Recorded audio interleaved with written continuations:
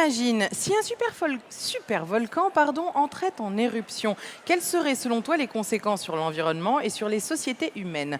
Tout de suite, dans notre nouvelle séquence Scénario de l'extrême, on imagine le pire avec Myriam Caudry de l'IRD.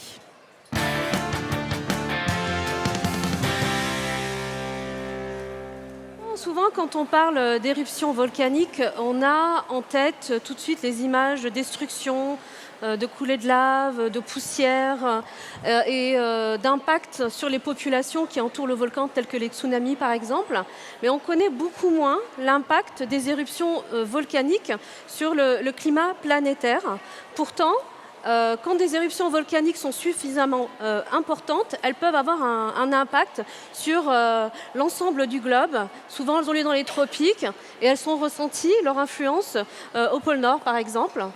On le sait parce que des observations nous le montrent, comme par exemple ici, une manière de l'illustrer, c'est l'évolution des températures globales en moyenne observée en noir depuis l'an 1850, donc depuis le début de l'ère industrielle et le début de la période instrumentale, c'est-à-dire de la période où on dispose d'observations sur l'ensemble du globe. On peut voir plusieurs choses. On voit déjà dans un premier temps une augmentation des températures, donc un réchauffement des températures d'environ 1 degré Celsius. Vous savez tous que ce réchauffement global est en partie lié aux activités humaines. On le sait parce qu'on l'a beaucoup étudié, notamment grâce à des modèles climatiques, des modèles qui reproduisent la physique du climat, c'est-à-dire qu'on arrive à simuler les grands courants atmosphériques, océaniques et les échanges d'énergie et de chaleur entre l'océan et l'atmosphère. Et quand on prend ces modèles climatiques globaux et on impose les facteurs dits anthropiques, c'est-à-dire liés aux activités humaines, comme l'émission de gaz carbonique ou liées à l'utilisation de pétrole, par exemple, ou l'agriculture. Quand on impose ce type de facteurs, on arrive à reproduire le réchauffement global. C'est la courbe orange et rouge.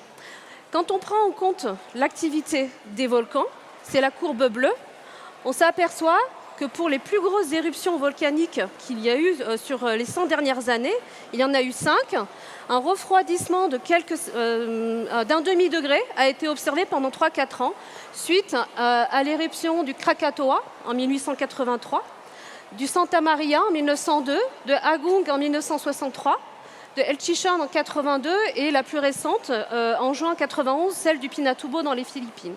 Et on voit que ces éruptions peuvent induire un refroidissement pendant quelques années. Ça, c'est les températures en moyenne globale. Et 1 demi-degré, c'est beaucoup en moyenne globale. Alors, donc, les éruptions qui sont observées, notamment celle du Pinatubo, nous a permis de comprendre pourquoi ce type d'éruption pouvait avoir un impact climatique aussi important à l'échelle du globe. Et en fait, pour ça, il faut regarder plus en détail le type de gaz qui sont émis par les volcans. Comme je l'ai dit tout à l'heure, les volcans vont émettre des pierres ponces, des poussières, de la lave, mais ils vont également émettre des gaz, notamment des gaz soufrés. Et quand l'éruption est suffisamment explosive et importante, elle peut injecter des grandes quantités de gaz soufrés très haut dans l'atmosphère. Et quand ce gaz atteigne au-delà de 15 km, il va y avoir tout un tas de réactions chimiques, notamment avec la vapeur d'eau de ce gaz soufré, et ça va former des gouttelettes d'acide sulfurique. Pour Pinatubo, donc l'éruption qui a eu lieu dans les Philippines en 1991, les satellites nous ont montré que ces petites gouttelettes faisaient environ 0,5 microns. Or, 0,5 microns, c'est le rayon, le même rayon que les rayonnements solaires dans le visible. C'est environ 0,5 microns. Donc ces gouttelettes vont interagir avec le rayonnement solaire. Et comme ils ont le même rayon, ils vont être réfléchis vers l'espace, ces rayonnements solaires. Donc on va avoir un effet parasol lié aux éruptions volcaniques de ce type-là, qui vont du coup bloquer le rayonnement solaire et induire un refroidissement en surface. Donc, si on regarde une petite animation vidéo qui permet d'illustrer ce phénomène, ici, on peut voir, par exemple, les petits points qui représentent ces petites gouttelettes d'acide sulfurique qui ont été formées dans l'atmosphère très haut et qui ont été propagées par les courants atmosphériques. Ça a eu pour conséquence de réfléchir le rayonnement solaire vers l'atmosphère, dans le visible, mais également d'absorber un peu de rayonnement ultraviolet. Et en faisant ça, ça a pour conséquence de modifier la trajectoire des vents atmosphériques, notamment à nos latitudes. Et ce type de phénomène peut conduire à des catastrophes climatiques au-delà du simple refroidissement, avec par exemple des tempêtes à nos latitudes, en Europe, en Angleterre, ou au contraire des périodes extrêmement chaudes de manière contre-intuitive en Asie, parce que les courants atmosphériques ont été déviés et au lieu d'aller aux latitudes habituelles, elles vont transporter des masses d'air chaude en pleine Sibérie. Et donc on a observé, suite à Pinatubo, un réchauffement de 2-3 degrés en Eurasie, par exemple. Donc les effets sont multiples. Un refroidissement en moyenne globale, et à l'échelle régionale, des événements extrêmes. Donc là, si on passe à la dernière planche, je ne sais pas si elle est là. Donc là, j'ai parlé de la période observée, les 100 dernières années, et on a des satellites et des thermomètres depuis l'an 1700. Mais au-delà de l'an 1700, si on veut regarder un peu plus loin dans le passé, notamment au XVIe, XVIIe siècle ou au Moyen-Âge, on a des moyens de reconstruire l'évolution des températures à l'échelle annuelle sur plusieurs siècles. Et là, quand on regarde ces types de reconstruction, on s'aperçoit que Pinatubo, c'est là, mais on s'aperçoit qu'il y a eu des événements de refroidissement extrêmes qui étaient bien plus forts que Pinatubo, et il n'y a pas si longtemps, notamment en 1815, suite à l'éruption du Tambora. Le Tambora, c'était 3 fois Pinatubo. Ou alors Kuawe, ou encore la méga-éruption qui a eu lieu au Moyen-Âge en Indonésie, Samalas, en 1258, qui était jusqu'à 5 fois plus forte que Pinatubo. Donc c'était des éruptions qui ont eu un impact assez conséquent sur le climat de la planète, et notamment sur le climat à nos latitudes, comme par exemple, suite à Tambora, où il y a pléthore de documents historiques qui décrivent les conséquences de cette éruption en Angleterre, en Europe, notamment un ciel gris, une atmosphère un peu lugubre. Et d'ailleurs, Tambora a inspiré Frankenstein, l'auteur de Frankenstein, Mary Shelley. Suite à cette éruption, elle a eu l'idée d'écrire ce roman-là, parce que le climat était tellement perturbé et étrange que ça a eu des conséquences aussi sur l'art.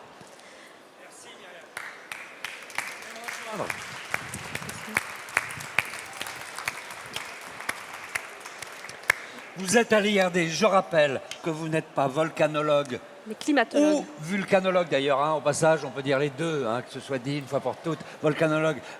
Vous ne l'êtes pas, Non. vous êtes climatologue. Oui. Cela étant dit, vous connaissez bien les volcans quand même. Je connais la partie qui interagit avec le climat. Ouais. Bon, et je dis au public, Élodie est là, la caméra aussi, n'hésitez pas à poser vos questions, les scientifiques sont là pour y répondre. C'est intéressant, vous parliez du Tambora là, Oui, en 1815. Oui, oui. C'est ça, c'est ce qu'on a appelé à la suite, c'était l'année sans été. Oui, suite à cette éruption, il y a eu un été extrêmement mauvais, froid, très Oui. pluvieux, avec une catastrophe un peu économique, puisque les cultures les cultures de blé, etc., ont été perdues. Il y a eu des grêles, des inondations. Ça veut dire des famines? Des famines, il y a eu des famines, et d'ailleurs on dit que c'est la première grande crise de subsistance du monde occidental, puisque ces périodes de famine ont duré plusieurs années, et ça a effectivement perturbé l'équilibre économique et géopolitique de l'époque. Ouais.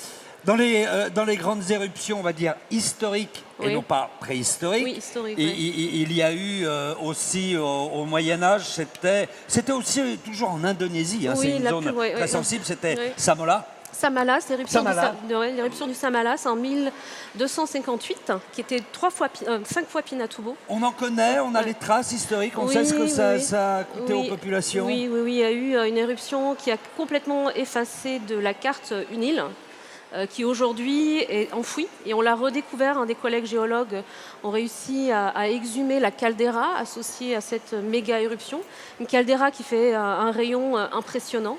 Un caldeira, c'est un effondrement de l'île, voilà. en fait, suite à l'éruption. Et les conséquences sur le climat, on les connaît? Elles ont été planétaires. Elles ont été Planétaires? oui, planétaires. Toute la planète a été touchée? Oui, toute la planète a été touchée. Et on en sait un peu plus sur les conséquences? Oui, il y a eu des conséquences. Un refroidissement qui était en moyenne globale 2 fois celui de Pinatubo, donc 1 degré, et c'est beaucoup plus d'1 degré en moyenne globale. Okay. Et au niveau de l'Indonésie, il y a eu des périodes d'inondation énormes. Aussi à nos latitudes, en Europe, il y a eu une période de refroidissement des étés. Des années sans été, il n'y a pas eu d'été en fait. Ça a été une année hivernale extrême. Et des périodes d'inondations diluviennes en Angleterre, au nord de la France. Il y a eu énormément de morts. Pourquoi il y a un lien avec les inondations? Parce que les éruptions volcaniques peuvent perturber les courants atmosphériques, ceux qui apportent les masses d'air chaudes et froides à nos latitudes. Des précipitations plus importantes. Oui, tout à fait. D'accord, on a une question dans le public? Est-ce qu'on a une question dans le public? Non? J'ai une question. Oui, Moi, j'ai une question. Alors déjà, j'invite tous les timides autour de moi que je vois qui sont passionnés par la conversation, mais qui ne s'approchent pas de moi pour poser des questions. Je ne mords pas. Ah si? Bah, oui. Oh, pardon, je vous avais pas vu, madame. Parce que j'ai mes œillères et du coup, je vois pas sur les côtés. Dites-moi, madame. Je veux savoir juste combien ça durait, comment dire, le refroidissement. D'accord. On n'a pas très bien entendu. Ça se passe avec les gouttelettes. D'accord. Enfin, je veux dire, Alors, la dame voudrait savoir combien de temps les refroidissements a duré et qu'est-ce qui s'est passé avec les gouttelettes dont on parlait. Oui, très bonne question. Vraiment dangereuse. Est-ce que J'entends. Est-ce qu'elles sont vraiment dangereuses, par exemple? Les gouttelettes? Oui, les gouttelettes. Les gouttelettes, elles vont interagir avec le rayonnement solaire. Non, ça j'ai compris, c'est pas le problème. Est-ce qu'elles sont dangereuses pour la santé? Déjà, combien de temps ça dure? On va vous passer un autre micro. Combien de temps Vous ça voulez bien dure un déjà? autre micro. Alors, je peux répondre à cette question. Je vais vous laisser finir votre question et après je répondrai. Non, c'est bon. C'est bon? Combien de temps ça dure? Alors, le temps de vie de ces fameux aérosols volcaniques stratosphériques, c'est des gouttelettes d'acide sulfurique, ça dure 3 ans. Elles sont formées dans les tropiques, à environ 15 km. Elles sont transportées à l'échelle du globe par les vents stratosphériques. Et en général, elles sont déposées lors du transport vers les pôles. Elles vont sédimenter par les pluies. Et elles vont en général se retrouver piégées dans les carottes de glace polaires, dans les glaces polaires. Et d'ailleurs, c'est comme ça qu'on peut reconstruire le paléovolcanisme, c'est-à-dire le volcanisme de la période pré-instrumentale. On a des pics d'acide sulfurique qu'on peut analyser dans les glaces polaires. D'accord. Donc, même pour les aires géologiques, on peut considérer comme ça un moyen de voir les éruptions importantes. Avec les glaces, vous dites? Vous pouvez répéter? Vous pouvez répéter la question? Non, je disais si on peut utiliser ce type de... Ce que vous avez dit que dans les... on le voit dans les glaces, d'accord? Tout à Ça fait. veut dire on peut voir comme en géologie, comment dire, les grandes éruptions de... Tout à fait. Tout à fait. C'est comme ça qu'on reconstruit le volcanisme parce qu'on n'a pas d'observation. Aujourd'hui, on a des satellites. Donc, s'il y a une éruption qui se produisait aujourd'hui, on pourrait tout savoir. Pour la période pré-satellitaire, on s'appuie sur des indicateurs indirects, les dépôts d'acide sulfurique dans les glaces, mais pas que. Mais c'est effectivement l'une des principales sources dont on dispose aujourd'hui. Alors, on attend aussi vos autres questions dans le public. Moi, j'en ai une en attendant. Si demain, un super volcan ou une super éruption avait lieu, parce que, après tout, on est à l'âge géologique, là, donc ça peut très bien arriver. Tout à fait, bien sûr. Quelles seraient les conséquences sur les sociétés modernes?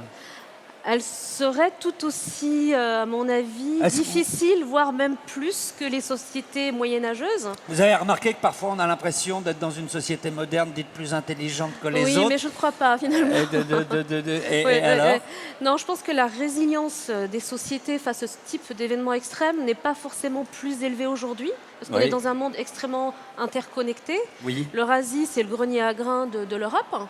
Donc si on a une éruption volcanique de ce type-là, on va avoir des anomalies climatiques énormes. Dans ces régions-là, on peut avoir des périodes de sécheresse intense, des feux, donc plus de grains. Et en général, quand il n'y a plus de grains, la Russie ferme son grenier à grains. Et on l'a observé en 2015, c'était pas lié à une éruption, mais il y a eu une grosse sécheresse. La Russie a fermé son grenier à grains, ça a fait monter le cours des prix du grain et ça a conduit à des famines en Afrique. Et ça pourrait tout à fait nous arriver demain si Tambora remettait le couvert. Oui, d'accord. On a une autre question dans le public. J'ai une autre question, Fred. Bonjour. Est-ce que du fait du réchauffement climatique et de la montée des eaux, risque d'y avoir un volume supérieur du coup dans les océans du coup, le fond des océans risque de s'affaisser. Est-ce que ça risque pas d'engendrer plus d'éruptions Non. volcaniques. Non, non, non, je pense pas. Je pense que l'augmentation par dilatation du niveau de la mer, thermique, on va dire, ou par l'apport de plus d'eau ruisselante parce que les glaciers fondent, ça n'a pas pour conséquence de créer d'affaissement du sol marin, non, non. D'accord, très bien. Alors, pour conclure, là on a parlé de super éruptions, c'est-à-dire des éruptions qui dépassent dans l'atmosphère Qui vont 15 très haut, km. ouais, ouais. Ça va très haut. Ouais. Ça va très haut. Et puis on a aussi des volcans, des super volcans qui sont bien cachés. Par exemple, Ouais. on dit Yellowstone, c'est cool, on va y passer les vacances. C'est vraiment Ouais. bien. Mais alors là, c'est vraiment la Là, c'est bombe. autre chose. Non, là, c'est autre chose. Mais Là, on c'est parle. autre Là, c'est à chose. côté. Non, là, c'est Armageddon. Voilà. Si, Mais si Yellowstone, Yellowstone ouais. entrait en éruption, je pense c'est quoi le rythme? Vous connaissez? On ne parle pas de ce 60 000, tous les 60 000 ans en moyenne. Pour Yellowstone, je ne sais pas. Je crois que c'est ça. Oui, c'est à Bon. peu près ça le temps de retour. Hein. Mais alors là, on est sur des volcans. Oui, là, c'est la fin de l'ère anthropique, hein, si Yellowstone remet le couvert. Là, Yellowstone, c'est des éruptions, ce qu'on appelle des trappes, c'est-à-dire que tout s'effondre. Et c'est un dégazage massif, comme à l'époque géologique. Et à ce moment-là, c'est pendant plusieurs années, décennies, une atmosphère chargée d'aérosols. Et là, on n'a plus de lumière, plus de soleil, donc plus de photosynthèse, plus de végétation. Quoi, et on donc, rentre dans une crise tout comme s'effondre. celle Oui, qu'on le a réseau connue. trophique s'effondre et donc nous, on est à la fin, enfin au sommet du réseau trophique. Donc je pense que ça serait la fin du monde tel qu'on le connaît. Ouais.